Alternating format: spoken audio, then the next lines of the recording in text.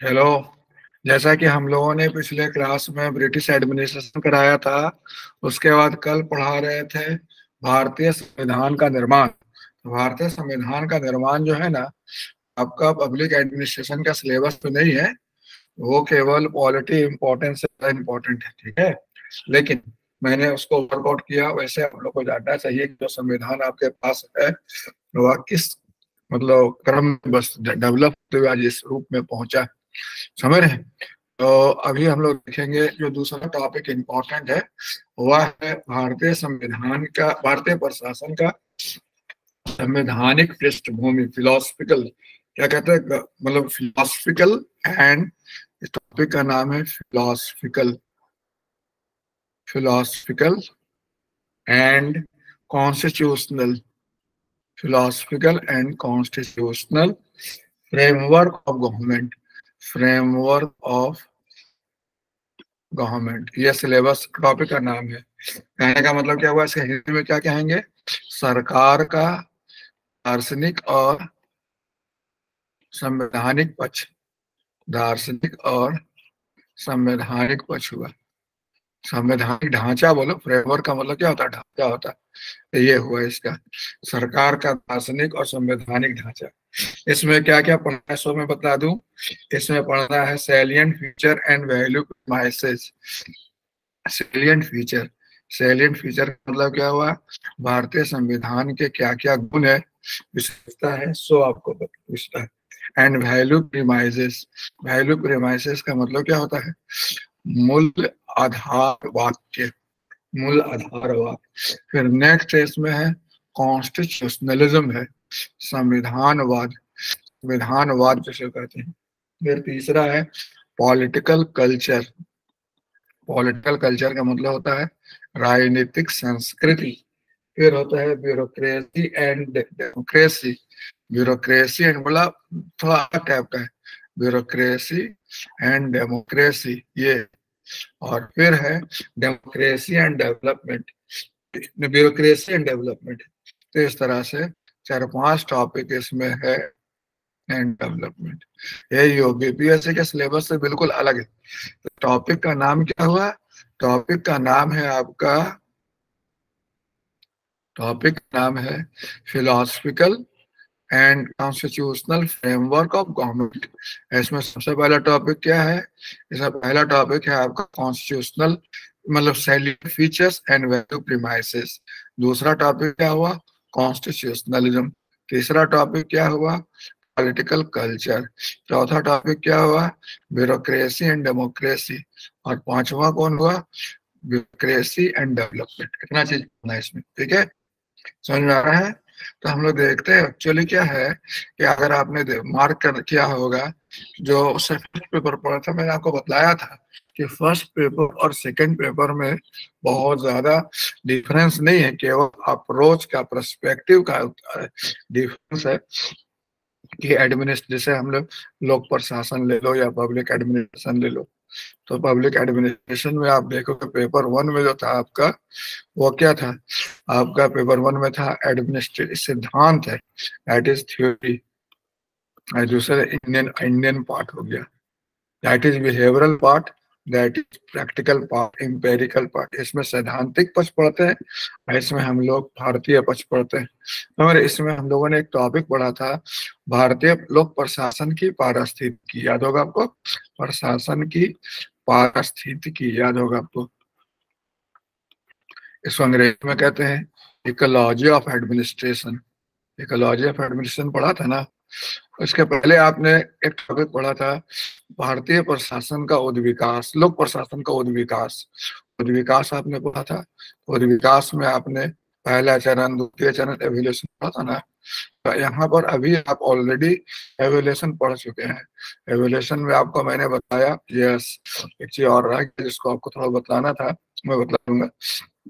Evolution of Indian administration और Indian administration, भारतीय प्रशासन का विकास। तो उसमें आपको मैंने मौर्य प्रशासन पढ़ाया, मुगल प्रशासन पढ़ाया, ब्रिटिश प्रशासन पढ़ाया, फिर संविधान का निर्माण वाला पोर्शन बताया। फिर अभी जो है दूसरा जो होगा आपका, मतलब भारतीय प्रशासन की पारिस्थितिकी, या भारतीय प्रशासन की पारिस्थितिकी टॉपिक, तो भारतीय प्रशासन के पारिस्थितिकी का मतलब क्या हुआ, इकोलॉजी ऑफ इंडियन एडमिनिस्ट्रेशन। इसी का नाम जो है आपका सिलेबस में बदल गया है, और इसका नाम क्या दिया है, दिया शासन का, भारतीय शासन का संवैधानिक और दार्शनिक पक्ष, संवैधानिक और दार्शनिक ढांचा, दार्शनिक ढांचा जिसमें फ्रेमवर्क, जिसमें भारतीय प्रशासन, भारतीय सरकार शासन काम करती है। अगर मान इसको हम लोग कुछ इस तरह देख ले, जैसे आपने याद होगा, जैसे हमने लोक प्रशासन बोलते हैं, तो लोक प्रशासन को अगर हम एक इकोलॉजी प्रोसेस मान लें कि इकोलॉजी प्रोसेस हो गया, तो एक प्रोसेस है जो इन्वायरमेंट से प्रभावित हो रहा है। अगर इस तरह से देखते हैं, इस तरफ वाला अगर लेते हैं, तो हम लोग क्या बोलते हैं कि इस तरह वाला में, जैसे हमने आपको बताया था कि सबसे इम्पोर्टेंट जो है वह सामाजिक व्यवस्था, समाज प्रभावित करता है, संस्कृति प्रभावित करता है लोक प्रशासन को, राज व्यवस्था प्रभावित करता है, राज व्यवस्था प्रभावित करता है, अर्थव्यवस्था प्रभावित करता है, विधि व्यवस्था, वैधानिक व्यवस्था प्रभावित करता है। ये मैंने आपको बताया था आपको कि ये सब पेपर 1 में आपको मैंने बताया था कि लोक प्रशासन को ये सब प्रभावित करता है, लोक प्रशासन इससे प्रभावित होता भी। क्लियर है, ये आपको बताया था। यहाँ शासन प्रशासन दोनों को हम साथ में रखने तो कोई दिक्कत नहीं है, क्योंकि प्रशासन जो है, शासन ऊपर हो गया और प्रशासन उसके नीचे काम करता है। तो यहाँ शासन बोल देंगे और प्रशासन ही बोलेंगे तो कोई खास दिक्कत नहीं, शासन प्रशासन दोनों। क्लियर है। अब यहाँ पर देखते हैं कि ये तो हो गया पेपर 1 में जो समाज, संस्कृति, राज व्यवस्था वगैरह। यहाँ पर कौन ज्यादा प्रभावित करता है भारतीय शासन को, सबसे ज्यादा प्रभावित करते हैं भारतीय संविधान। भारतीय संविधान प्रभावित करता है, सबसे ज्यादा प्रभावित करता है संविधान। और कुछ बहुत सारे संवैधानेतर पक्ष में, संवैधानेतर पक्ष का मतलब क्या हुआ, संवैधानेतर पक्ष का मतलब संविधान के अलावे जो हुआ वो हो गया। तो संवैधानेतर पक्ष के अलावे जैसे हो गया आपका नौकरशाही को ले लीजिए, भारत की नौकरशाही, फिर विकास प्रक्रम को ले लीजिए। लोकतंत्र को तो रखने की जरूरत नहीं है अलग से, क्योंकि लोकतंत्र पर ऑलरेडी यहाँ पर भारतीय संविधान पढ़ेंगे तो उसमें आ जाएगा। तो विकास प्रक्रम हो गया। एक समय मुझे याद आता है कि पब्लिक एडमिनिस्ट्रेशन का सिलेबस जो है ना, टाइम इंटरवल में बहुत बदलते रहा है। तो पहले एक समय इसमें जो था, मुझे याद आता है कि पहले इसमें मानव अधिकार भी दिया हुआ था कि मानव अधिकार कैसे भारतीय प्रशासन को प्रभावित कर रहा है। तो मानव अधिकार आ गया। तो विकास प्रक्रम, नौकरशाही, विकास, ये तो नया टॉपिक अभी इन्होंने जोड़ा कि ये सब कैसे, नौकरशाही कैसे भारतीय प्रशासन को, शासन को प्रभावित करता है, नौकरशाही को कैसे प्रभावित कर रहा है। उसी प्रकार विकास प्रक्रम कैसे भारतीय प्रशासन को प्रभावित कर रहा है और भारतीय प्रशासन विकास क्रम को कैसे प्रभावित कर रहा है। जैसे आप उदाहरण के तौर पर ले सकते हैं, विकास प्रक्रम के आलोक में ही योजना आयोग की स्थापना हुई, फिर बाद में नीति आयोग की स्थापना हुई, और फिर लोक प्रशासन द्वारा विकास को आगे बढ़ने के लिए, आगे बढ़ाने के लिए ही ग्रामीण विकास कार्यक्रम चलाए गए, नगरीय विकास कार्यक्रम चलाए गए, जनजातीय विकास कार्यक्रम चलाए गए, है कि नहीं। नौकरशाही लोक प्रशासन पर बहुत ज्यादा प्रभाव डालता है, क्योंकि पूरा शासन का क्रियान्वयन की जिम्मेवारी नौकरशाही पर ही होता है। अगर ढंग से नौकरशाही काम किया तो क्रियान्वयन ढंग से होगा, अगर नौकरशाही चूक गया तो फिर नीचे गड़बड़ होने लगता है। तो नौकरशाही को भी लोक प्रशासन प्रभावित करता है आचार संहिता अधिनियम द्वारा, और भी बहुत सारा, जैसे संवैधानिक प्रावधान, अनुच्छेद 308 से लेकर 323 तक जो संविधान में प्रावधान है वह नौकरशाही से संबंधित है और नौकरशाही को इन्फ्लुएंस करता है। तो दिस इज बेसिक थिंग जो हम लोग यहाँ पर देखते टॉपिक है भारतीय संविधान। पहले तो एक 2 मिनट रुक के जरा मैं यहाँ आपको बताना चाहूंगा, जैसे आपने अभी कौटिल्य प्रशासन पढ़ा, मौर्य प्रशासन पढ़ा, तो एक टॉपिक और पढ़ लीजिएगा जो जैसे जानना अच्छा है इसके लिए। जैसे स्वतंत्रोत्तर भारत का विकास, इट इज वेरी इंपॉर्टेंट।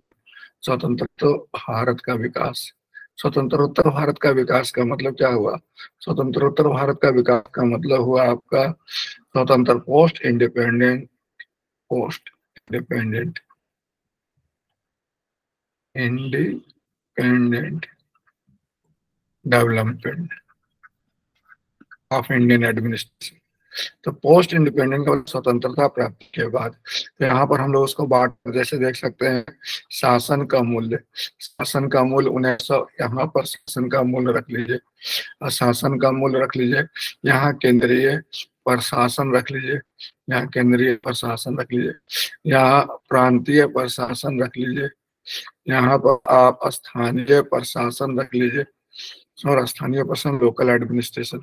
यहाँ पर आप वित्तीय प्रशासन रख लीजिए, यहाँ पर आप समझ रहे कार्मिक प्रशासन रख लीजिए, यहाँ पर आप न्यायिक प्रशासन रख लीजिए,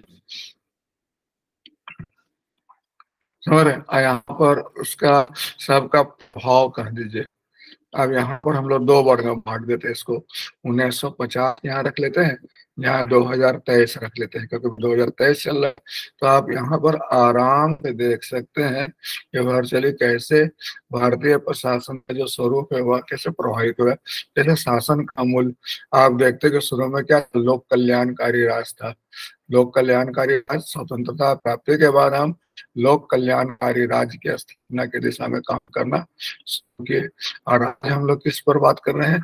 सुशासन पर बात कर रहे हैं, गुड गवर्नेंस पर बात कर रहे हैं, सबका साथ सबका विकास सबका विश्वास पर बात कर रहे हैं, न्याय के साथ विकास के बारे में बात कर रहे हैं, वगैरह वगैरह। जब देश आजाद हुआ था 1900, तो 48 मंत्रालय विभाग थे, 18 विभाग या मंत्रालय बोलिएगा, समझ रहे।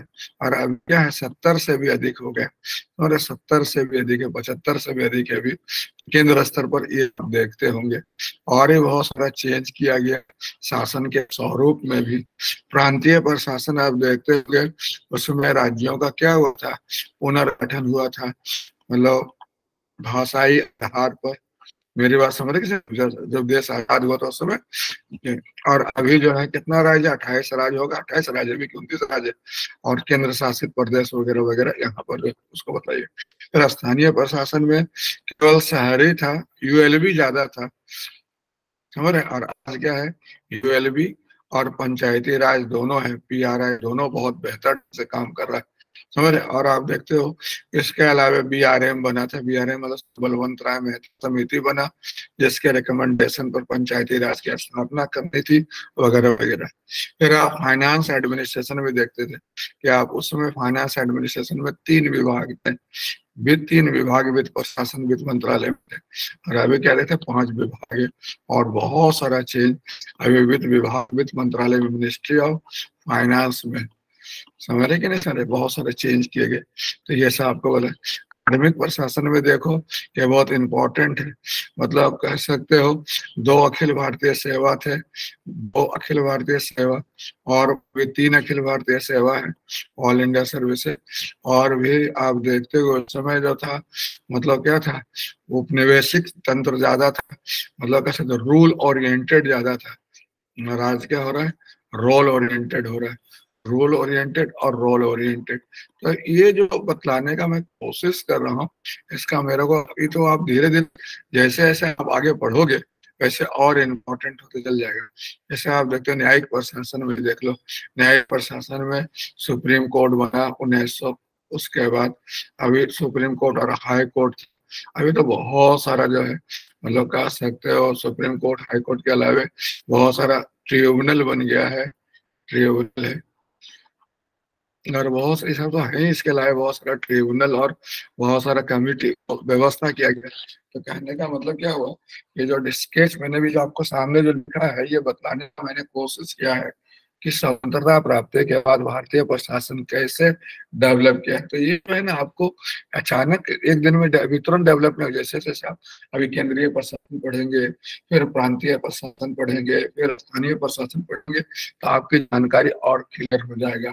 वित्त प्रशासन पढ़ेंगे, लोक सेवा पढ़ेंगे, तो और भी आपको धीरे धीरे जानकारी बढ़ जाएगा। केवल मैं आपको ट्रेंड बतला दिया कि स्वतंत्रता प्राप्ति के बाद भारतीय प्रशासन का विकास कैसे हुआ। आप जानते हो भारत एक लंबे अरसे तक उपनिवेशवाद के अधीन रहने के बाद स्वतंत्र हुआ है, और उपनिवेशवाद के दौरान इसके ढांचा को पूरी तरह विध्वंस कर दिया गया। इसे स्वतंत्र मतलब विरासत के रूप में क्या मिला, उपनिवेशित प्रशासनिक ढांचा मिला और अनेकों सामाजिक आर्थिक समस्याएं मिली। अब इसको लेकर ये आगे बढ़ा है। समझ रहे? तो आप देखते हैं 1950 का अगर भारत आप देखो और 2023 का भारत देखो तो आप उसमें काफी अंतर पाओगे, है कि नहीं? मानते हैं कि नहीं? नहीं जी गणेश, अगर आप देखो 1950 में जो भारत था और पाकिस्तान दोनों साथ साथ इंडिपेंडेंट हुए और आगे बढ़े। आज भारत कहाँ है और पाकिस्तान कहाँ है, देख ही रहे हो, आपका पड़ोसी, है कि नहीं? Yes sir. तो ये बहुत इंपॉर्टेंट चीज जो देखने को मिला। चलिए, तो अभी हम लोग देखते हैं, ये समझ गए ना, इसमें हम लोगों को भारतीय प्रशासन का विकास के बारे में स्वतंत्रता प्राप्ति के बाद लिखना है, तो क्या लिखेंगे? 1950 से लेकर आज तक क्या डेवलपमेंट हुआ, क्या डेवलपमेंट हो रहा है या हुआ। अब इसके बारे में तो अभी पढ़ाई तो है नहीं, समझ रहे हैं? अभी पढ़ाएंगे तो ना, जैसे जैसे कार्मिक लोक सेवा पढ़ाएंगे, वित्त प्रशासन पढ़ाएंगे, स्थानीय प्रशासन पढ़ाएंगे, तो और भी आपकी जानकारी बढ़ेगी। ठीक है, लेकिन अगर एग्जाम में क्वेश्चन आता है, पहले बीपीएससी में आया, यूपीएससी में कभी मैंने देखा नहीं, एक बार बीपीएससी में क्वेश्चन आया था इसलिए मेरे को याद आएगा। तो बीपीएससी में ऑप्शनल है ही नहीं, तो क्या उसके बारे में चर्चा करें, ठीक है ना? तो चलिए अभी हम लोग अपना शुरू करते हैं। हमारा आज का टॉपिक जो था, हमने आपको बतलाया था, पहला टॉपिक क्या बतलाया था, बताइए तो। पहला टॉपिक मैंने भी आपको बतलाया था कि ये जो है पहला टॉपिक, अभी आपको मैंने बताया था कि भारतीय संविधान का विशेषता, salient feature and value premises. एक है ना, कोई भी किताब आपके पास अवेलेबल होगा, ये किताब तो आप लोग को रहता ही है, समझ रहे? तो उसमें से आप एक काम कर सकते हैं कि कॉन्स्टिट्यूशन का तो बहुत सारा टेबल वगैरह उसको रट लीजिए। जैसे आप देखिएगा कि लक्ष्मीकांत में भी दिया हुआ है, फौड़िया वगैरह में मिलेगा कि जैसे आर्टिकल कितने, मतलब फ्रेमवर्क आपके दिमाग में होना चाहिए कि भाग 1 से लेकर भाग 24 तक जितने प्रावधान है उसमें क्या क्या चीज है, 25 तक, या फिर शेड्यूल 1 में क्या है, शेड्यूल 2 में क्या है, शेड्यूल 3 में क्या है, शेड्यूल 4 में क्या है।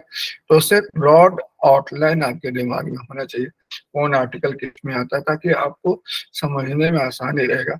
अब पूरा का पूरा संविधान रटना या पूरा का पूरा संविधान का आर्टिकल जानना, ये तो व्यवहारिक है भी नहीं और उतना जरूरी भी नहीं है। लेकिन जो आपके काम का है, जैसे आपका काम का 311 होना चाहिए, आपके लिए 112 काम का होना चाहिए, समझ रहे कि नहीं समझ रहे? आर्टिकल 52 से लेकर आर्टिकल 78 तक इम्पोर्टेंट है, ये सब दोनों मेजर मेजर पोर्सन है, ये सब आपको पता होना चाहिए, समझ रहे हैं? इज वेरी इंपॉर्टेंट थिंग जो आपको देखते हैं। भारतीय संविधान, भारतीय संविधान तो आप देखे हो, भारतीय संविधान आजकल मैं देखता हूँ बहुत इंटरेस्टिंग चीज देखता हूँ, उसे लगता है संविधान को एकदम ऐसे उठा रखे जैसे लगता है उनका सुरक्षा कवच है, इंडियन कॉन्स्टिट्यूशन, है कि नहीं? बहुत लोगों को देखते हैं आजकल एक नया विचारधारा उत्पन्न हुआ है और समर्थक लोग हैं जो हर यार देखिए संविधान लेकर खड़े हैं। पिछले दिनों एनआरसी आया, सीसीसीए आया, तो बहुत लोग संविधान लेकर, तिरंगा लेकर, झंडा लेकर निकल पड़े रोड पर। संविधान समझ, तो भारतीय संविधान वर्चुअली है क्या? ये एक बार बीपीएससी में क्वेश्चन आया, अभी यूपीएससी बीपीएससी में क्वेश्चन, आप यूपीएससी में देखो क्वेश्चन आया है, बीपीएससी यूपीएससी में भी संविधान पर। एक बार झारखंड बड़ा मजाक वाला क्वेश्चन पूछ दिया, झारखंड ने क्वेश्चन बोल दिया कि भारतीय संविधान उधार का बोरा, समझ रहे एक बार, लेकिन उसको पूछना नहीं चाहिए था, उसने बोला उधार का बोरा है। और उधार का बोरा मतलब समझते हैं, इसमें विभिन्न देशों से बहुत सारे चीजों को लेकर रख दिया गया है, उधार का बोरा, समझ रहे? झारखंड का क्वेश्चन। लेकिन भारतीय संविधान के बारे में अगर मैं आपसे पूछूं भारतीय संविधान है क्या, तो आप क्या बोलोगे? तो आप बोलोगे ना देश का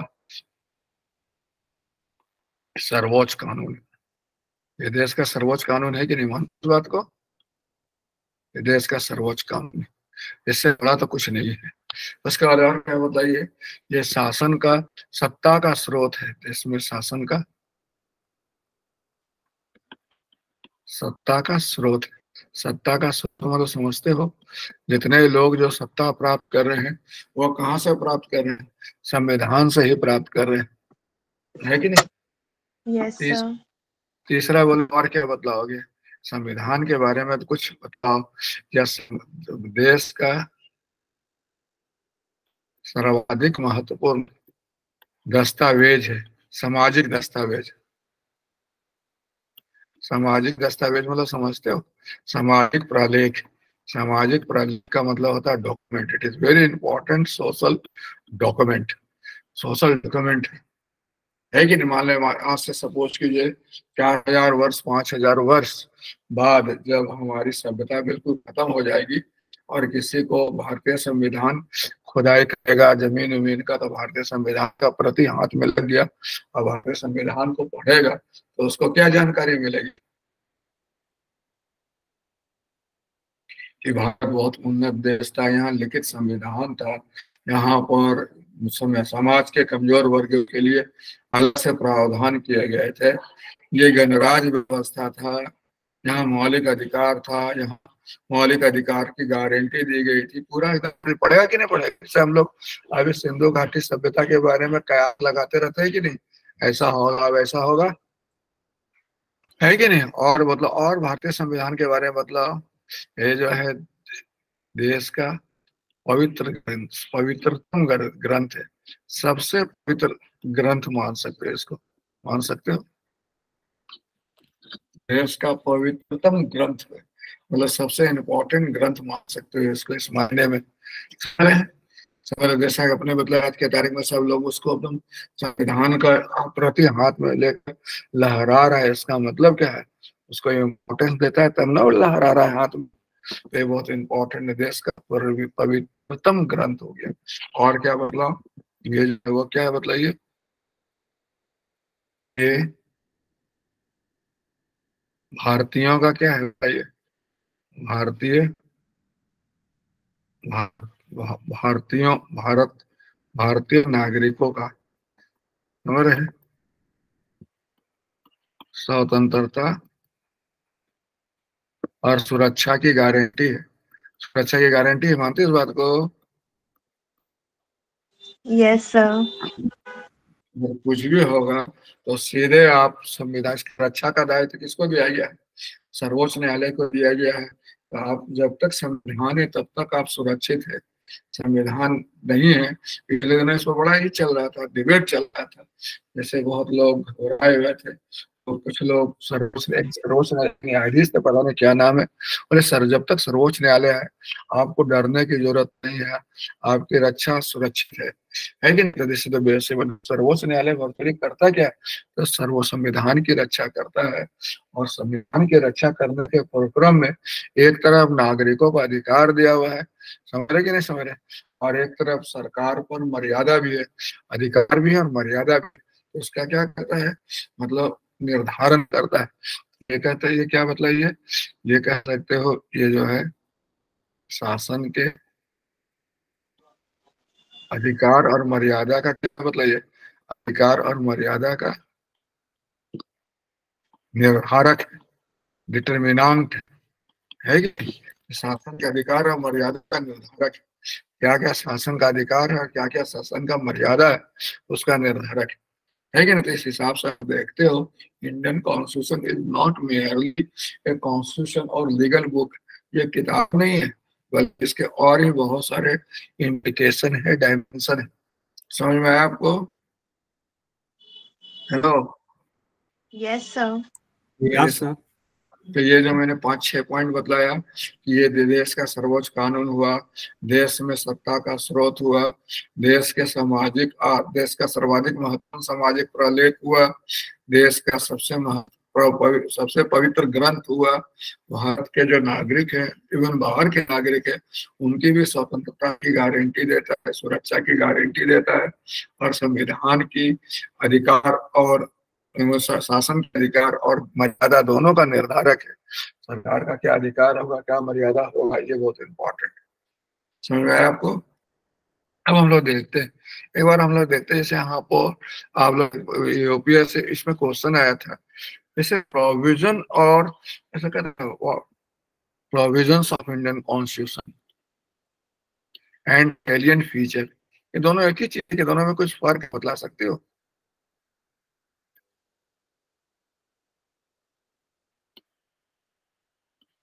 गणेश, इसका हिंदी हुआ भारतीय संविधान के प्रावधान और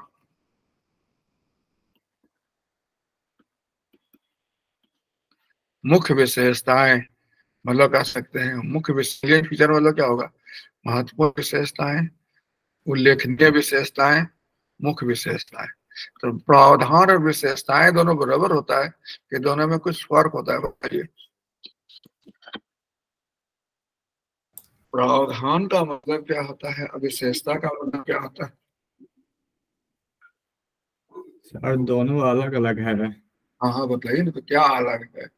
प्रावधान का मतलब क्या हुआ, विशेषता का मतलब क्या हुआ?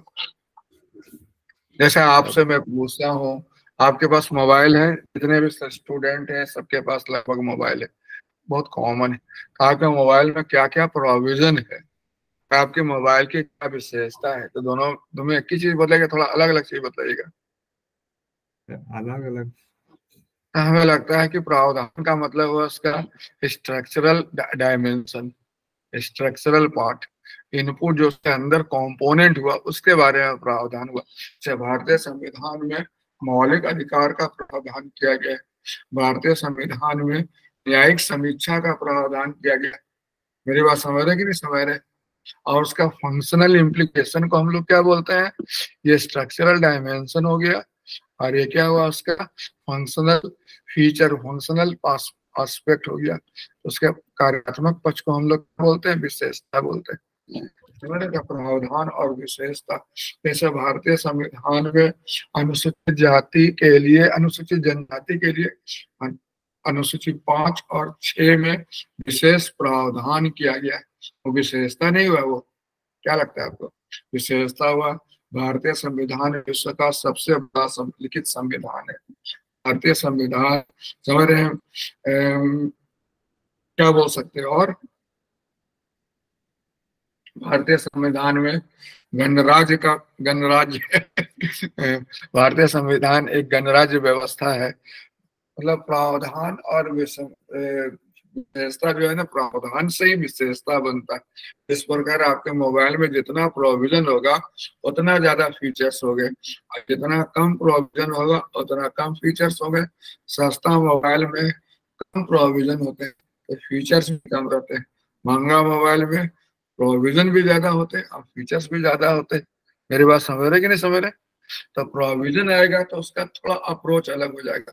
जैसे लिखे है मौलिक अधिकार का प्रावधान किया गया है, नीति निर्देशक तत्व का प्रावधान किया गया है, प्रस्तावना का प्रावधान किया गया है, फिर आप कह सकते हैं मतलब गवर्नर का पद का प्रावधान किया गया है, अखिल भारतीय सेवा का प्रावधान किया गया जो केंद्र और राज्य दोनों को साझा सेवा देता है। फिर आप कह सकते हो जनजाति के लिए, अनुसूचित जाति जनजाति के लिए विशेष प्रावधान किए गए हैं। समझ, ये सब जितने चीज जो जिसमें प्रावधान उसका प्रोविजन हो गया। अब विशेषता बोलते हैं सबसे बड़ा संविधान, गणराज्य व्यवस्था, समाजवाद, फिर कहते हैं संसदीय लोकतंत्र हुआ, फिर हम लोग कहते हैं अखिल भारतीय सेवा हुआ, आपातकालीन प्रावधान हुआ, फिर कहते हैं हम लोग शक्ति का विभाजन केंद्र के पक्ष में है, समझ रहे? फिर कहते हैं हम लोग जनता में संप्रभुता निहित है, वगैरह वगैरह। समझ में आया आपको? दोनों में थोड़ा अंतर है दोनों एक ही चीज, लेकिन थोड़ा अप्रोच बदल जाता है दोनों को लिखने का। मेरे पास कुछ ऐसा चीज होगा जो हम प्रोविजन में लिखेंगे उस समय विशेषताओं में उल्लेख नहीं करेंगे, और बहुत सारा चीज ऐसा होगा जिसको हम विशेषता बोले उसको प्रोविजन में नहीं डालेंगे। जैसे हम लोग कहते हैं ना, जैसे ये कह सकते हैं वर्चुअली अनुसूचित जाति जनजाति के लिए विशेष प्रावधान किया गया है अनुसूची 5 और 6 में। जैसे आप देखते हो भारतीय संविधान में इतना भाग, इतना अनुसूची, इतना अध्याय, सबका आप उल्लेख, इतना अनुच्छेद है। सो this is the basic point. समझ में आया आपको? तो प्रावधान और विशेषता लगभग एक ही तरह है, थोड़ा सा फर्क इसमें है। समझ में आ गया आपको? तो आप यहाँ पर देखते हैं, जैसे कुछ आप विशेषता बतलाइए। जैसे आपने बोला भारतीय संविधान में सबसे इम्पोर्टेंट विशेषता उसका क्या है? प्रस्तावना है, प्रियम्बल। प्रियम्बल। ठीक है। दूसरा आप बोलते हैं भारतीय संविधान में दूसरा डीपीएसपी। हाँ, मौलिक अधिकार बोलो ना, मौलिक अधिकार है ना, Yes, sir. उसके बाद Fundamental duties. Yes, sir. Fundamental rights होगा मैडम, फंडामेंटल राइट। Yes. फिर आप बोलो तीसरा हो गया राज्य के नीति निर्देशक सिद्धांत, नीति निर्देशक तत्व हो गया, जिसको आप बोलते हो डीपीएसपी, है ना, directive principle of state policy. फिर आप बोलते हो मौलिक कर्तव्य हो गया, जिसको आप क्या बोलते हो, फंडामेंटल ड्यूटी। Fundamental duties. ठीक है, उसके बाद और मतलब, और मतलब सर पंचायत वगैरह भी तो प्रोविजन। पंचायत मतलब आपका भारतीय संविधान का प्रोविजन लिखने बैठेंगे ना तो ये पूरा जो मेरा स्क्रीन है भर जाएगा, तभी वो खत्म नहीं होगा, है कि नहीं, बहुत सारा है इसमें। Yes sir. आप विशेष उपबंध कर दो, तो विशेष उपबंध मतलब समझ रहे, जिसमें एंग्लो इंडियन के लिए, जाति के लिए, पिछड़े जाति के लिए, सबके लिए यस सर। उपबंध किया गया, उपलब्ध उपबंध बोलते हैं, उपबंध मतलब समझ रहे, उपबंध। ये जो चार पांच चीज जो बोले ना, ये चार पांच जो चीज अगर आपको बताया, प्रीएम्बल बतलाया, फंडामेंटल राइट्स बतलाया, टीपीएसपी बेसिकली उसका वैल्यू प्रीमाइसेज है। वैल्यू प्रीमाइसेज मतलब समझते हो, मूल आधार वाक्य, मूल्य आधार वाक्य हो गया, मूल आधार वाक्य हो गया, वैल्यू प्रीमाइसेज, यानी इसी पर भारतीय प्रशासन जो है टिका हुआ है। आपको याद होगा जब हम डिसीजन मेकिंग पढ़ा रहे थे, तो डिसीजन मेकिंग में बताया था कि कोई भी जो डिसीजन होता है, निर्णय होता है ना, तो कोई भी निर्णय में आप देखते हो दो चीज होता है, एक होता है वैल्यू, एक होता है फैक्ट होता है। वैल्यू एक फैक्ट होता है कि नहीं होता है? फैक्ट और वैल्यू क्लियर है? वैल्यू का मतलब क्या होगा, मूल्य हो गया, और फैक्ट का मतलब क्या होगा, तथ्य हो गया। तथ्य हो गया ना, फैक्ट मतलब क्या होता है, तथ्य हो गया। मैंने बोला ये जो है वर्चुअली ये होता है एंड होता है, और ये क्या हो गया, मीन्स हो गया, ये क्या हो गया, मीन्स हो गया, और ये क्या है, एंड हो गया। तो भारतीय संविधान का भी किताब अगर आप खोल कर देखोगे, तो भारतीय संविधान में मतलब आप देखोगे भाग 1 से लेकर भाग 4 तक, 4A तक अगर आप देखोगे, 4A तक अब देखो, 4A ना होगा, 4A, ठीक है। आपको केवल वैल्यू प्रीमाइसेज है,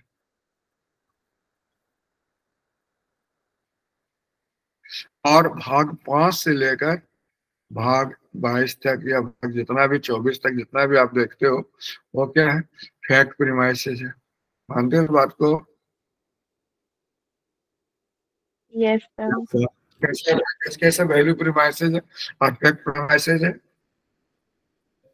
तो पहला वाला जो वैल्यू प्रीमाइसेस है उसमें मतलब जैसे union territory, fundamental rights, fundamental duties, DPSP ये सब आते हैं, जो हम्म मतलब वैल्यूज जिनमें एडेड है। और फिर उसके बाद फिफ्थ के बाद से या फिफ्थ से फिफ्थ के बाद से मतलब, नहीं, फिफ्थ से ही शुरू होता है, yes fifth sir, fifth onwards से। फैक्ट वैल्यू मतलब जो है कि भारतीय संविधान में दो पार्ट हो गया, एक पार्ट में लक्ष्य है और दूसरा है उसको प्राप्ति के साधन है। तो भारतीय संविधान के भाग 1 से लेकर भाग 4 तक जो है उसमें लक्ष्य है, साधन साध्य पक्ष है, क्या भारतीय संविधान को प्राप्त करना है। और फिर भाग 5 से लेकर भाग 22 तक, 25 तक जो भी बचा कुचा उसमें उसको कैसे प्राप्त करना, उसके तौर तरीके बतलाए गए। जैसे सपोज कीजिए भारत एक गणराज्य है, अगर हम लोग बोलते हैं वैल्यू प्रीमाइसेज है, तो भारत में गणराज्य को कैसे यहाँ बतलाया जाएगा, बताइए। भारत एक गणराज्य है, भाग 5 से लेकर भाग 22 के प्रोविजन में कैसे पता लगता है कि भारत एक गणराज्य है?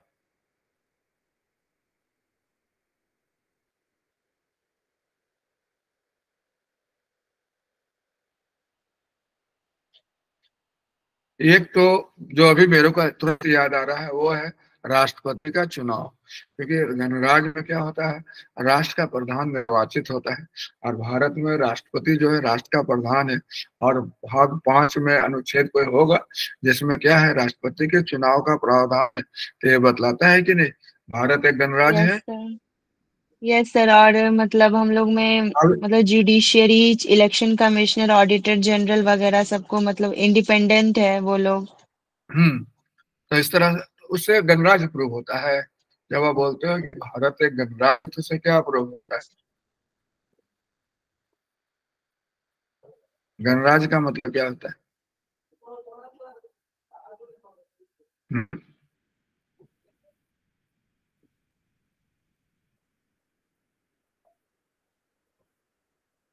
मतलब राज मतलब जो होगा क्या होगा बताइए? सब बराबर होंगे, विधि के समझ बराबर होंगे, लेकिन मतलब क्या होगा, जो राष्ट्र का प्रधान भी जो होगा वह भी निर्वाचित होगा, वह भी वर्चुअली विधि के दायरे में आएगा। हमारे वो भी संप्रभु एक तरह से नहीं होगा जैसे पहले रहते थे ना। राजा क्या होता था? राजा संप्रभु होता था, मोनार्की में राजा संप्रभु होता था कि नहीं? वो जो बोल दिया वही हो गया। क्या राष्ट्रपति जो बोल दिया वही होगा आज के तारीख में? ना, राष्ट्रपति के ऊपर ही लोग हैं हमारे, क्योंकि यहाँ पर संप्रभुता राष्ट्रपति में निहित नहीं है। यहाँ संप्रभुता किसमें निहित है? जनता में निहित है। राष्ट्रपति जनता को चुनती नहीं है। अच्छा, जनता राष्ट्रपति को चूज करती है, डायरेक्टली नहीं, इनडायरेक्टली, है ना वर्चुअली। क्लियर? यस तो इस सर। तरह से आपको देखना होगा। और भी दो जब जब जब बोलते हैं गणराज्य, मैं भी पढ़ाऊंगा अगला क्लास में, तो बतलाऊंगा गणराज्य का मतलब क्या होता है। क्लियर है? तो this is the basic point. Clear? अब हम लोग यहाँ पर देखते हैं वैल्यू प्रीमाइसेस। अगर आपसे एग्जाम में पूछा जाता है कि भारतीय संविधान के या शासन के वैल्यू प्रीमाइसेस क्या है, तो क्या बोलेंगे? भारतीय संविधान की या भाषाई शासन के वैल्यू प्रीमाइसेस में सबसे इंपॉर्टेंट है प्रियम्बल, जिसको प्रस्तावना कहते हैं। समझ रहे? दूसरा उसी को और विस्तार रूप देने के लिए मौलिक अधिकार का प्रावधान किया गया, राज्य के नीति निश्चित तत्व का प्रावधान किया गया, मौलिक कर्तव्य का प्रावधान किया गया। इसके अलावा और भी बहुत सारे विशेष अलग प्रावधान में, जैसे 330, 332, 335, 338, 340, 341, 342 इत्यादि में अलग से प्रावधान किया गया है। ये सब क्या कहलाते हैं? वैल्यू प्रीमाइसेस कहलाते हैं। यानी इसमें शासन के लक्ष्य निर्धारित किए गए हैं और इसी को प्राप्त करने का प्रावधान किया गया है। एक मिनट जब रखना पड़ेगा। हेलो, नमस्ते सर। हाँ, कैसे हैं सर आप? हाँ सर, दिल्ली में। आप दिल्ली आए हुए हैं क्या सर?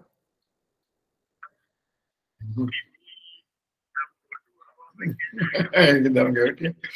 हाँ ये तो है सर। हाँ सर। जी जी जी जी जी।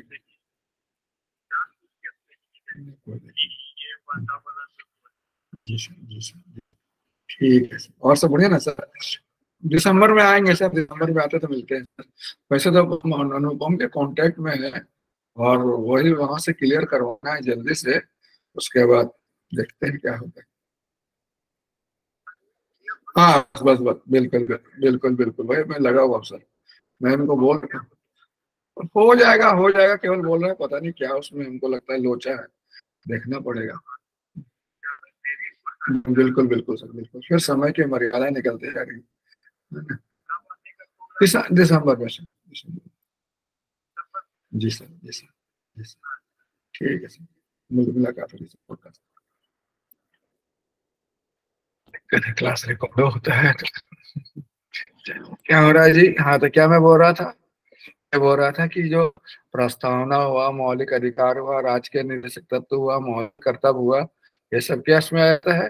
ये सब वैल्यू प्रीमाइसेस में आता है। ठीक है ना? तो इसी के बारे में आप लिख देंगे तो वैल्यू प्रीमाइसेस के संबंध में आपका व्याख्या हो जाएगा। ठीक है ना? तो प्रीमाइसेस, वैल्यू प्रीमाइसेस में कौन कौन भारतीय शासन में आ गया?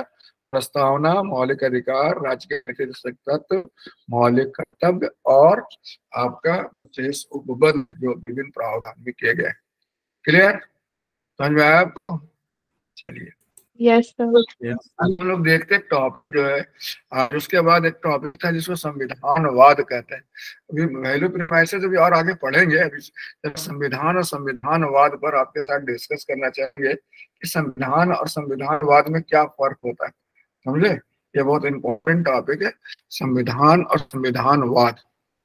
संविधान का मतलब तो आप जानती हो, संविधान का मतलब होता है कॉन्स्टिट्यूशन, और संविधानवाद का मतलब क्या होता है, मतलब संविधानवाद का मतलब होता है कॉन्स्टिट्यूशनलिज्म। तो कॉन्स्टिट्यूशन और कॉन्स्टिट्यूशनलिज्म में क्या फर्क है, बताइए। संविधान सर विचारों का संग्रह है। हाँ हाँ हाँ तो संविधानवाद है सर, वो एक विचार है।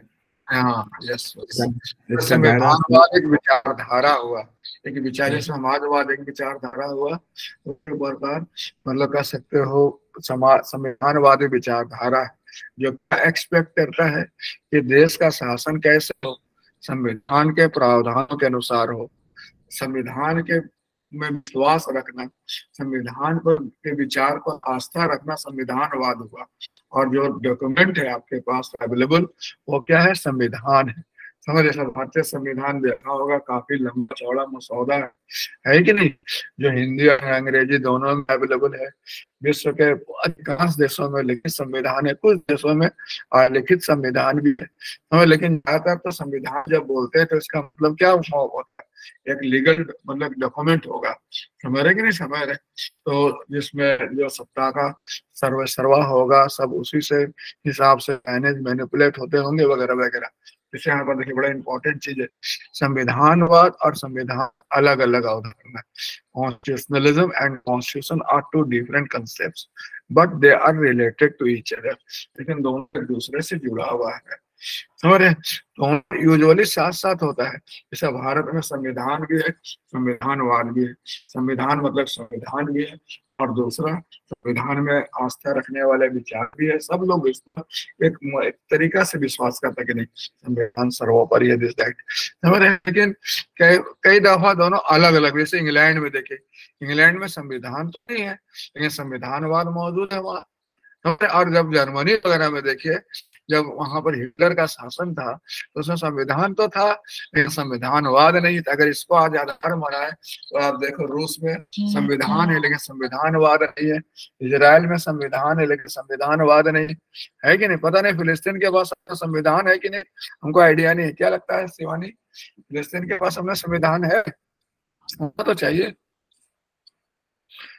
फिलिस्तीन भी बहुत बड़ा बटा हुआ है कि नहीं। वेस्टर्न वाला जो हो गया, गाजा वाला हो गया, वेस्टर्न गाजा पार्ट जो हो गया, उसका तो शायद अपना संविधान होना चाहिए। इधर वाले का तो नहीं, जो हमास जिसको मैनेज करता है, समझ रहे। ये बड़ा इम्पोर्टेंट है कि यूजुअली कौन यस है, सर, है पैलेस्टाइन के पास अपना कॉन्स्टिट्यूशन। फिलिस्तीन के पास है ना। तो देखिए, तो अभी देखिए कि इजराइल के पास भी संविधान है, फिलिस्तीन के पास भी संविधान है, लेकिन संविधान का तार तार हो रहा है।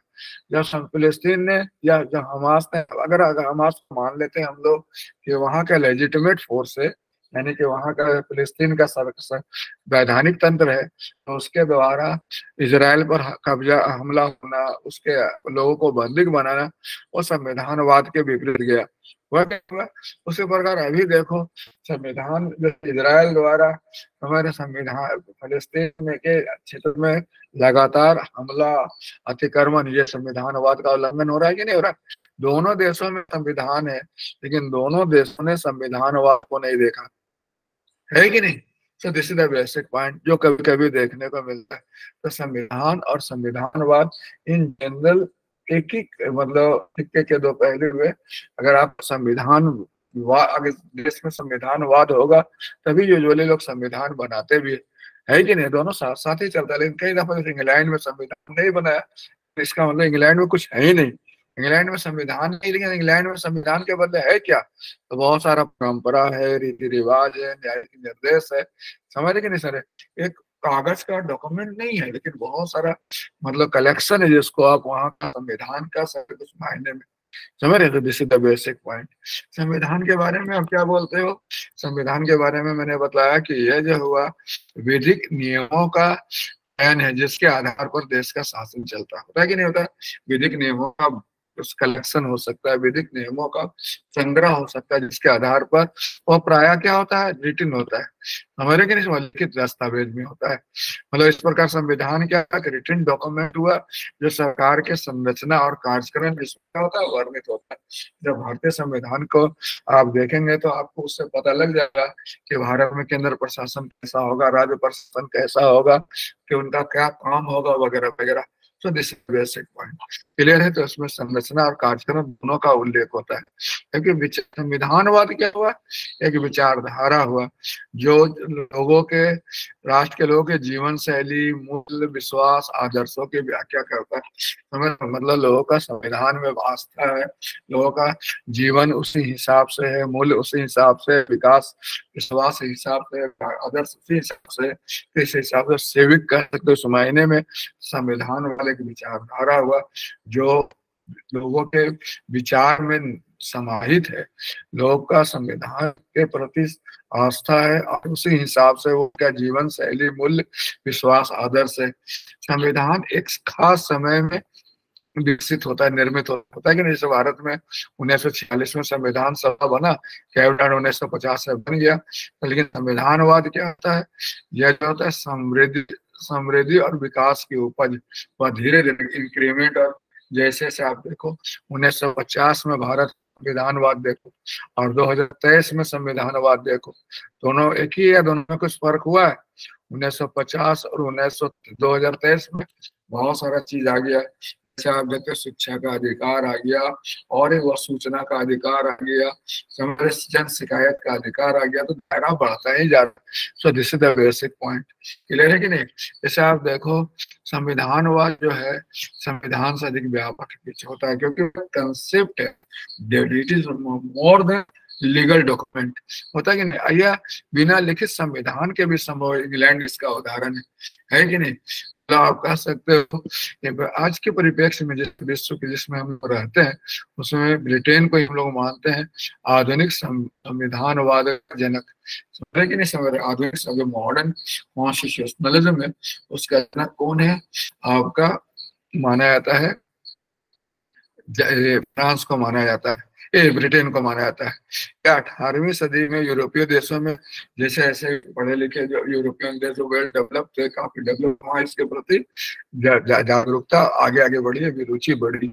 संविधान क्या हुआ? एक विचारधारा हुआ, एक सिद्धांत हुआ जिसमें शक्तियों का प्रयोग नियमों के अनुसार संपन्न होना माना जाता है।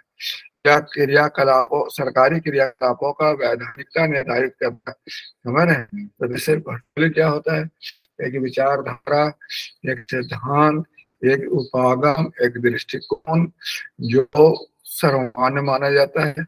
वहाँ के सब शासन के घटक और वहाँ के आम जन सब उसमें विश्वास रखते हैं। सरकार का जो शक्ति का प्रयोग होगा माना जाएगा उसी के अनुसार होगा, और सरकार के क्रियाकलाप जो होंगे उसी के हिसाब से होंगे। उसके दायरे में रहना वैधानिक, उसके दायरे से बाहर जाना अवैधानिक, वगैरह वगैरह। समझ रहे कि नहीं समझ रहे? अब यहाँ पर देखते हैं जो बहुत इंपॉर्टेंट है कि संविधानवाद क्या हुआ, सरकार पर दो प्रकार का नियंत्रण होता है। समझ रहे? दो प्रकार का नियंत्रण का मतलब क्या हुआ? एक तो होता है शक्ति निर्दिष्ट और कार्यविधि निर्धारित। एक होता है निर्दिष्ट, मतलब क्या हुआ, एक होता है जो ऑलरेडी प्रोविजन बना हुआ है, और एक जो है आपको टाइम टू टाइम जो होता है मैनुअल से जो बनाया गया उसके हिसाब से। समझ रहे? एक हुआ जो संविधान में ऑलरेडी इम्प्लाइड कर दिया गया, लिख दिया गया है तो, और एक सरकार, शासन, विधायिका इत्यादि द्वारा जो बनाया गया है टाइम टू टाइम, वो दोनों मिलकर होते। क्लियर है? इसके अलावे मतलब इसके अनुसार क्या होता है, मतलब संविधानवाद का मेजर उद्देश्य क्या होता है बताइए। मैं आपसे पूछना चाह रहा हूँ जब when we talk of constitutionalism, जब हम संविधानवाद की बात करते हैं तो क्या ज्यादा शासन की बात करते हैं या कम शासन की बात करते हैं? तो हम कम शासन, कम लिस्ट गवर्नेंस बेस्ट गवर्नेंस माना है कि नहीं। कम शासन बेहतर शासन होता है। ज्यादा शासन में नागरिक अधिकारों का अतिक्रमण होने लगता है कि नहीं। नागरिक अधिकारों का हनन होने लगता है, सरकार स्वेच्छाचारी बन जाती है। जैसे आप देखते होंगे अनुच्छेद 356 का हम लोग क्यों विरोध करते हैं, अनुच्छेद 352 का क्यों विरोध करते हैं बताइए। अनुच्छेद 352 में राज्य का कार्य बढ़ जाता है या घट जाता है? राज्य का शक्ति घट जाता है। राज्य मतलब यहाँ देश बोल रहे, यहाँ बिहार नहीं बोल रहे। अच्छा सर, देश का शक्ति बढ़ जाता है। दोनों का बढ़ जाता है, 360 रहे चाहे 352 रहे, समझ। राज्य जितना पावरफुल हो जाएगा, सरकार पावरफुल हो जाएगा, नौकरशाही पावरफुल हो जाएगा, और नागरिक अधिकारों का क्या होगा उसमें, हनन होगा। हाँ, नन होगा, वो खींचा जाने लगेगा। तो this is the basic point. Clear है? तो संविधानवाद मतलब क्या हुआ वर्चुअली, एक मतलब सिद्धांत हुआ, एक विचारधारा हुआ, एक दृष्टिकोण हुआ, एक उपागम हुआ, जो अपेक्षा करता है कि सब कुछ संविधान के अनुसार चले, शक्तियों का प्रयोग संविधान के हित में हो, या संविधान के प्रावधानों के अनुसार हो, या लोकहित में हो, विधि के दायरे में हो, वगैरह वगैरह। So this is basic point. संविधानवाद की अपेक्षाएं क्या बताइए? संविधानवाद की अपेक्षाएं कि ये चीजों सरकार की संरचना और प्रक्रिया हो, ये जो निर्धारित किया गया सर्वसम्मति से निर्धारित किया गया हो, विधि के शासन पर सर्वसम्मति हो, बृहत लक्ष्यों पर सर्वसम्मति हो, नीतिगत मामलों पर सर्वसम्मति हो। मेरी बात समझ लो, कंसेंसस बहुत इंपॉर्टेंट है। मतलब consensus based government, consent governance होता है। संविधानवाद अपेक्षा करता है कि आप जो है कंसेंसस बेस्ड गवर्नेंस करें, सरकार की संरचना भी उसी तरह बने, प्रक्रिया भी उस पर सर्वसम्मति हो, विधि के शासन पर भी सर्वसम्मति हो, बेहद। अब जैसा देखो उदाहरण के तौर पर, मतलब इसको अदर बने मैं मजाक के रूप में बोल रहा हूँ, इसको समझाने के लिए नहीं बोल रहा, ऐसा मेरी भी कोई बहुत ज्यादा जानकारी नहीं है, इसलिए मैं ये नहीं बोल सकता कि ये सही है गलत। इसलिए देखो पिछले दिनों सरकार ने बोला कि हम जो है भारत का, इंडिया का नाम अब भारत रखेंगे, और मोटा मोटी मान लो हम भारत रख लेते हैं, रखिए कोई दिक्कत नहीं, रखने में क्या दिक्कत है कि नहीं? तो भारत का नाम, मतलब इंडिया का नाम भारत हो गया। अब इंडिया का नाम भारत हो गया, भारतवर्ष, और ये भारतवर्ष जो हो गया वर्चुअली, अब इस पर मतलब सर्वसम्मति है, that is very important point. आपने जो इंडिया का नाम भारतवर्ष रखा है, इस पर सर्वसम्मति है, यानी सब लोग, भारत के हर लोग, हर नागरिक, हर मतलब मोटा मोटी तौर पर क्या सर्वसम्मति है? क्या लगता है आपको गणेश, इंडिया का भारतवर्ष वाले मामले में सर्वसम्मति है या नहीं है? अभी नहीं है सर, अभी नहीं, मतलब ये कहना बड़ा मुश्किल है, मतलब इस तरह से भी है ना, मतलब है नहीं भी है। ऐसे तो आपको तो मानना ही पड़ेगा, इसका नाम पहले तो भारतवर्ष है, ऑलरेडी भारतवर्ष है, Bharat, India that is Bharat, कहते तो है ना, इंडिया दैट इज भारत, है कि नहीं? तो भारत तो संविधान में ही लिखा हुआ है, समझ रहे हैं? तो this is the basic point. तो इसी में कुछ लोग बोलने वाले बोल सकते हैं कि भारत में अभी वर्तमान में संविधान तो है, लेकिन शायद संविधानवाद का सरकार ख्याल नहीं रखती है, और कई चीजों में देखने को मिलता है कि भारत जो है अभी वर्तमान में मतलब स्वेच्छाचारी तौर तरीकों से काम कर रही है कि नहीं? बहुत सारे लोग जो सर, इंटरनेशनल, बोली बोलना तो चाह रहे हैं जैसे सुप्रीम कोर्ट बोली हुई है कि मतलब 50% से ज्यादा रिजर्वेशन नहीं होना चाहिए, बट अभी बिहार गवर्नमेंट 75% आरक्षण को अभी कंफर्म कर दी है विधानसभा में। अभी तो कोर्ट में जाएगा ये भी कोर्ट में जाएगा, जब तक कोर्ट क्लियर नहीं करेगा तब तक 75% नहीं हो सकता। नहीं सर, अभी वही न्यूज था कि मतलब बिहार असेंबली विंटर सेशन में उससे विधानसभा में आरक्षण, है ना, उससे फर्क नहीं पड़ता है, उससे फर्क इसलिए नहीं पड़ता है ना कि पृथक न्यायपालिका सर्वोच्च न्यायालय ने मर्यादा निर्धारित कर रखी है, समझ रहे? उसका कोई पहले भी इस तरह का बहुत हुआ है, तमिलनाडु सरकार ने, महाराष्ट्र सरकार ने इस तरह बहुत तरह का, झारखंड, है ना? तेलंगाना, ये सब में भी सर 77-75% ऐसे रिजर्वेशन है। नहीं है, इस तरह का नहीं है, ओपनली नहीं होगा, ओपनली नहीं है, ओपनली है ऐसा तो मैंने नहीं सुना है कहीं। वैसे ही वर्तमान में भारत में कितना आरक्षण है बताइए? भारत में कितना आरक्षण है? मतलब 27% ओबीसी का आरक्षण हो गया, फिर 15% के आसपास हो गया, 7 इसका हो गया, 10 ये हो गया, तो कितना मतलब जोड़ के जरा सर, अब इतने ना इन जनरल आरक्षण है जी, 27 15 कितना हो गया? 42 हो गया, ये ना हो गया जी 42, 7 और जोड़ दो कितना हो गया? 49, फिर 10 और जोड़ दो तो 60% ऑलरेडी हो गया ऑलरेडी। Yes sir. अभी तो वर्तमान इसमें तो कंफ्यूजन ही नहीं है। तो फिर सर्वोच्च न्यायालय का ये मतलब हमको लगता है ना कि वो कुछ और भी चीज है जिसको हम लोग इन जनरल ये जानते हैं कि सर्वोच्च न्यायालय ने ये डायरेक्टिव दे रखा है कि रिजर्वेशन शुड नॉट एक्सीड 50%, लेकिन इसमें आप देखो 27% जो होता है, 15% होता है, 7% होता है, 10% होता है। इसमें भी बहुत सारे लोग मैरिट से जाते हैं, पता है कि नहीं आपको? बहुत सारे लोग इससे मैरिट यस से जाते सर। हैं, बहुत सारे लोग मैरिट से जाते हैं कि नहीं जाते हैं?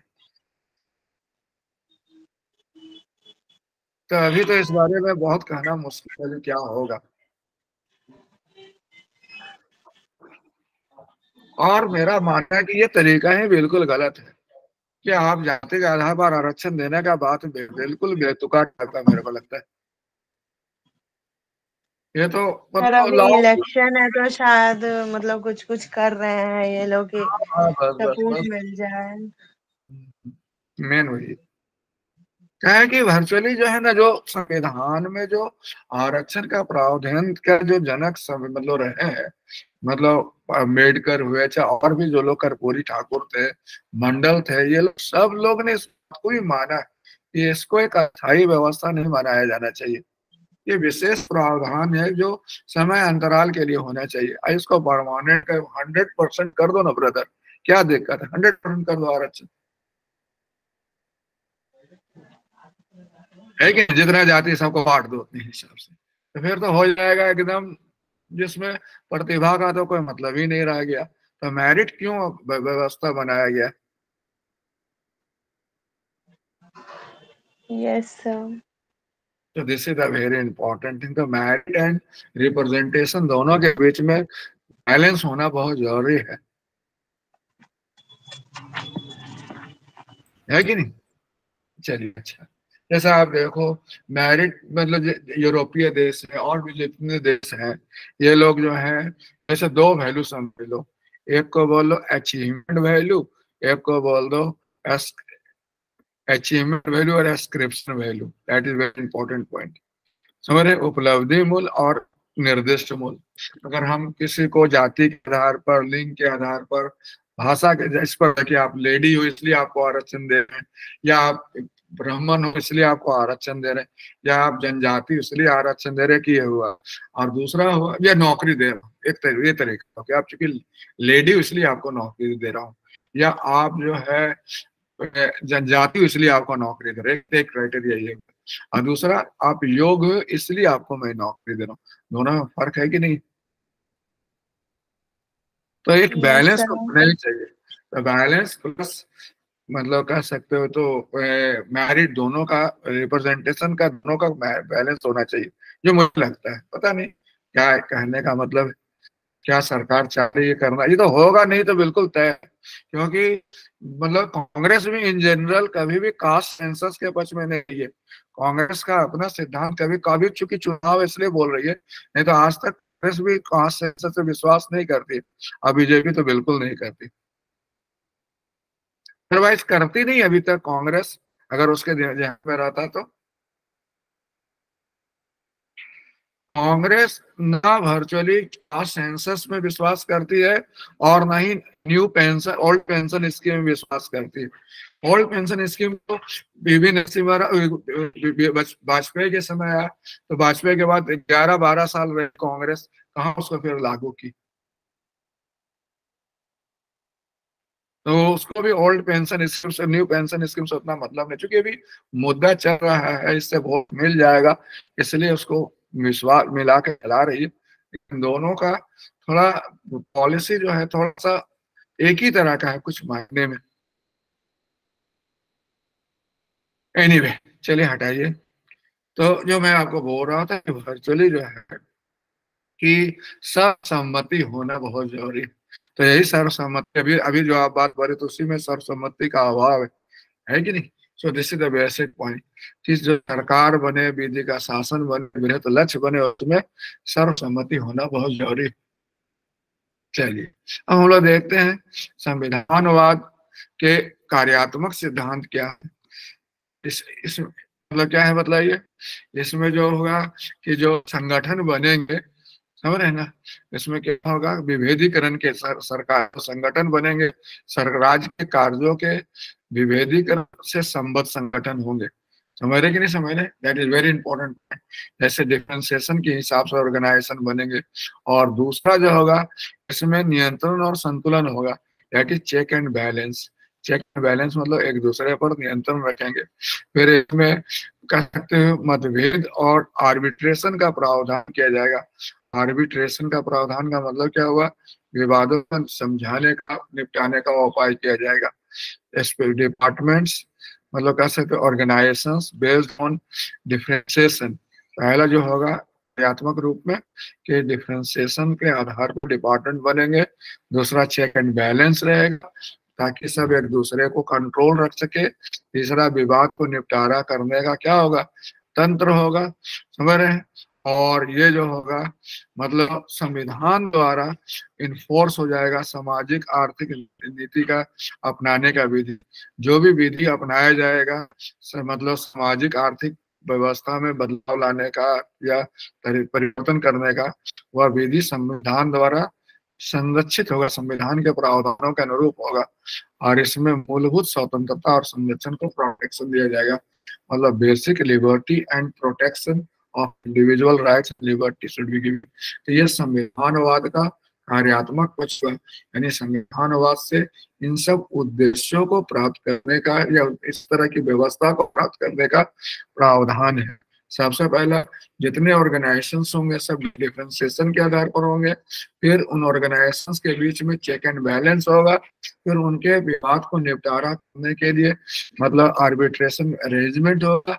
और फिर क्या होगा, मतलब कह सकते हैं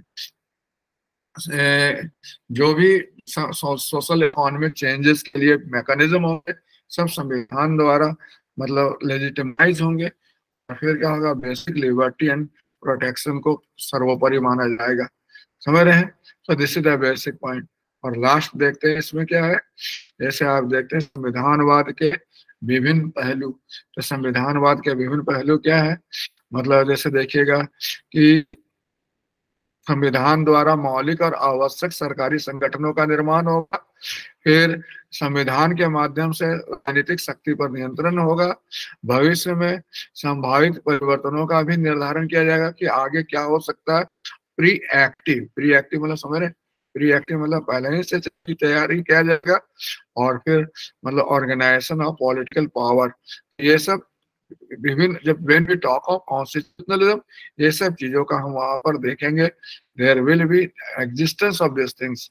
पहला एग्जिस्टेंस होगा बताओ, मतलब basic and essential government organisations होंगे।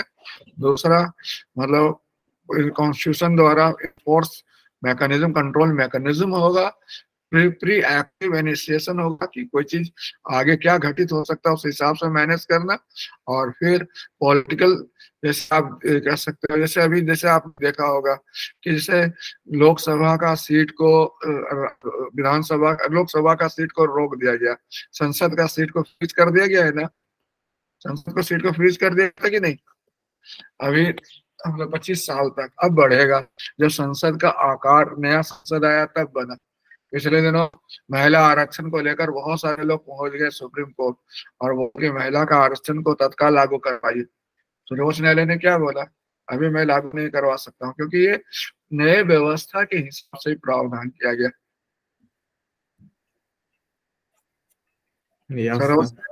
सर्वोच्च न्यायालय ने हाथ खड़ा कर बोले मैं नहीं कर सकता है इसको।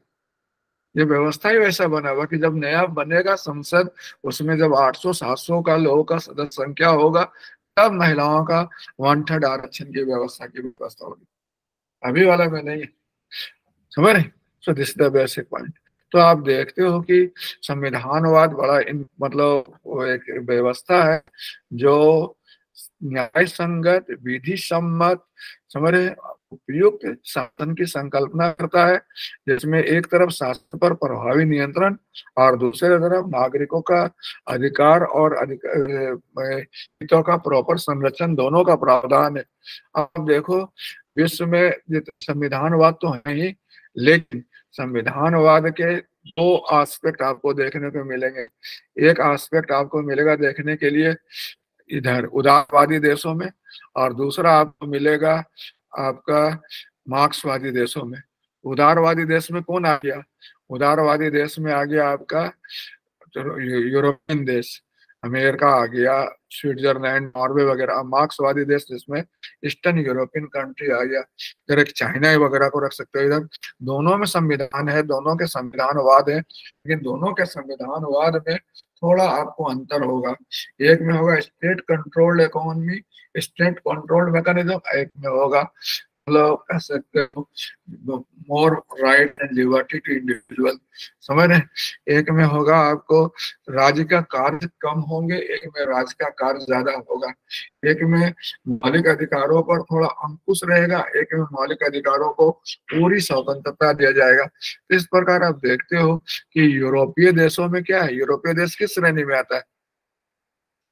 उदारवाद वाले में, उदारवादी लक्ष्य शासनों से। और चाइना वगैरह किस में आएगा? मार्क्सवादी। चाइना आ गया, हाँ, ये मार्क्सवादी शासन वाले देश में आ जाएगा। तो यहाँ पर दोनों में आप क्या डिफरेंस देखोगे? एक होगा राज नियंत्रित और एक होगा बाजार नियंत्रित व्यवस्था। राज नियंत्रित अर्थव्यवस्था में राज्य के दायरे कम होंगे, राज नियंत्रण राज्य के दायरे ज्यादा होंगे, और राज्य का दायरा जितना ज्यादा होगा, राज नियंत्रण जितना ज्यादा होगा, जन अधिकार क्या होगा? जन अधिकार उतना कम होगा, और राज नियंत्रण जितना कम होगा, जन अधिकार उतना ज्यादा होगा। यानी कि आप देखोगे कि यहाँ पर कम शासन की बात की गई है, इसमें विधि का शासन की बात कही गई है, इसमें जो है वर्चुअली स्वतंत्र न्यायपालिका का अत्यधिक न्यायिक समीक्षा का प्रावधान किया गया है, नागरिकों के अधिकारों का अधिकतम संवर्धीकरण की बात कही गई। मार्क्सवादी में राज्य के हितों को, समता को ज्यादा बढ़ाने का प्रयास किया गया है। समझ रहे हैं? नागरिकों के अधिकारों पर अंकुश रखा गया। इससे बता सकते हैं कौन ऐसा देश है जहाँ फंडामेंटल ड्यूटी को भी संवैधानिक बना रखा है? रूसी एक ऐसा देश है जहाँ फंडामेंटल ड्यूटी भी संवैधानिक है, भारत में नहीं है। क्योंकि रूस में फंडामेंटल ड्यूटी को संवैधानिक बना रखा है कि आपको मानना है, और अगर आप नहीं मानेगा तो आप पर कार्रवाई हो सकता है। भारत में फंडामेंटल ड्यूटी न्यायगत नहीं है, राज्य के नीति निषेध न्यायगत नहीं है, लेकिन वहां पर फंडामेंटल ड्यूटी न्यायगत है। समझ? तो फिर इन दोनों के इतर, इन दोनों से इतर देखो, भारत में संविधानवाद इसका अपना है, जो वर्चुअली कहाँ से महात्मा गांधी के विचारों को, इंग्लैंड के तरीकों को, और भी विश्व के दूसरे देशों से लेकर ये अपना डेवलप किया है। इसमें क्या क्या संविधानवाद के फीचर है? लिखित संविधान नंबर 1, दूसरा संसदीय लोकतंत्र, तीसरा विधि का शासन, चौथा मौलिक अधिकार, पांचवा शक्ति का पृथक्करण और नियंत्रण और संतुलन, छठा लोसेल सिद्धांत और मूल ढांचा में बदलाव नहीं, नेक्स्ट संघीय प्रशासन, नेक्स्ट न्यायपालिका की स्वतंत्रता और न्यायिक समीक्षा। है कि नहीं? अगर और भी इसमें देखते हैं,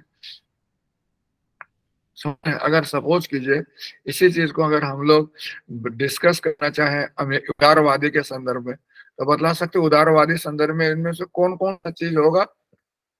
अब जैसे बात कर रहे हैं इंग्लैंड का, तो इंग्लैंड में ये नहीं है, लेकिन ये है कि विधि का शासन भी है। अगर हम इंग्लैंड की बात कर रहे हैं तो ये नहीं है, ये है, ये है। मौलिक अधिकार इंग्लैंड में होगा ही होगा, थोड़ा कम है लेकिन है। फिर आप देखते हो लोकसेल संविधान यहाँ भी है, संघीय प्रशासन नहीं है, स्वतंत्र न्यायपालिका समीक्षा थोड़ा कम है।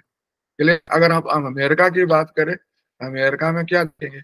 अमेरिका में देखेंगे लिखित संविधान है, संसदीय लोकतंत्र नहीं है, विधि का शासन है, मौलिक अधिकार है, ये है, समझ रहे हैं, संघीय प्रशासन है, न्यायिक समीक्षा। इस प्रकार के हर देश में थोड़ा बहुत अपने हिसाब से व्यवस्था किया गया है। अब जैसे चाइना में हम लोग देखना चाहें तो चाइना में क्या होगा बतलाइए? चाइना में लिखित संविधान तो चाइना में है, ये तो मिल जाएगा। चाइना का अपना संविधान, फिलिस्तीन का यहाँ पर देखते हैं। चाइना में देखेंगे तो लिखित संविधान मिल जाएगा, संसदीय लोकतंत्र मिल जाएगा, विधि का शासन, मौलिक अधिकार बहुत कम, चाहे ये भी कम, समझ रहे? तो इस तरह से बहुत सारा चीज है, संघीय प्रशासन मिल जाएगा। तो हर देश का जो होगा संविधानवाद वहाँ के परिस्थिति का उपज होगा, वहाँ के परिस्थिति से निर्मित होता है, और समय अंतराल में कुछ बदलाव भी समय अंतराल में आते रहते हैं। जैसे भारत में ही देखो, संविधानवाद में शुरू में मौलिक अधिकार में सूचना का अधिकार नहीं था, लेकिन सुप्रीम कोर्ट शुरू से बोलते रहा है कि अनुच्छेद 20-21 के तहत सूचना का अधिकार को मौलिक अधिकार का हिस्सा माना जाना चाहिए, वैसे भी वैधानिक अधिकार ही माना जाता है। इस हिसाब से आप देखते हो कि वर्चुअली संविधानवाद का स्वरूप फिक्स नहीं है, बल्कि वह समय के अनुसार परिवर्तित होते रहता है, परिस्थिति के अनुसार प्रभावित होते रहा। लेकिन संविधानवाद है बहुत इंपॉर्टेंट कंसेप्ट, एक वैश्विक अवधारणा है, गति अवधारणा है, और मतलब आधुनिक शासन प्रणाली का आधार स्तंभ है। आधुनिक शासन प्रणाली में न केवल संविधान से अपेक्षा संविधान की बात की जाती है, बल्कि संविधानवाद का भी प्रॉपर अनुपालन की अपेक्षा की जाती है। ऐसा टाइम टू टाइम हम लोग अक्सर देखते हैं, और उसको मैनेज करने के लिए वैश्विक स्तर पर कई संस्थाएं बनाई गई है, कई चेक एंड बैलेंस बनाया गया है, ताकि सुनिश्चित किया जा सके कि संविधान और संविधानवाद दोनों साथ साथ चले, इन दोनों के बीच ज्यादा डिपार्चर ना हो पाए। हालांकि टाइम टू टाइम इसमें डिपार्चर देखने को मिलता है भी। अभी जैसा भी आपको मैंने तुरंत बताया कि इजराइल और फिलिस्तीन दोनों में संविधान है, लेकिन दोनों संविधानवाद से इतर व्यवहार कर रहे हैं। रूस और यूक्रेन दोनों में संविधान है, लेकिन दोनों का व्यवहार संविधान, खासतौर पर रूस का व्यवहार तो संविधानवाद के बिल्कुल इतर है। तो इस तरह से अभी और भी बहुत सारा देश होगा, कतर होगा या फिर सीरिया होगा, और भी उधर मिडिल ईस्ट में तो बहुत सारा कंट्री इस तरह की बात भी देखने को मिले। आप देखो ना, जितना भी लेबनान हुआ, सीरिया हुआ, यमन हुआ, यहाँ संविधानवाद का तो एक अलग परिभाषा ही देखने को मिलता है। तो जो उदारवादी मार्क्सवादी के अलावे कुछ वादी और भी हैं जो संविधानवाद का अपनी तरीका से व्याख्या करते हैं, है कि नहीं? This is the basic point. बहुत सारे संविधानवाद में तो धर्म इतना प्रोमिनेंट है कि नहीं? Yes sir. तो this is the basic point. वहां से मैं देख रहा है यमन में, लेबनान में पैरेलल व्यवस्था है उसका, हिजबुल्लाह किसका एकदम पैरेलल व्यवस्था है, हुती का, मतलब राज्य के साथ साथ है, राज्य का अलग है, इसका अपना अलग है। बहुत जबरदस्त व्यवस्था देखने को मिलता है। चलिए हटाइए, ये सब तो मिलते रहेगा। हम लोग मिलते हैं अगले क्लास में, समझ रहे हैं? कब मिलेंगे? छठ के बाद मिलेंगे। मेरे को भी छठ में जाना है, हजारीबाग, पटना जाना है, समझ रहे? चित्रगुप्त पूजा है बीच में। अच्छा, मैं आप लोग के कांटेक्ट में रहूंगा, जैसा जरूरत होगा आप लोग मेरे को खबर कर सकते हो, ठीक है ना? Okay sir. Okay sir. ठीक है, बढ़िया से पर्व त्योहार बनाइए। अभी तो फेस्टिवल उसी का है, फेस्टिवल डेज है, ठीक है ना? Okay, all the best. Okay sir, happy Diwali sir. आपको, आप सबको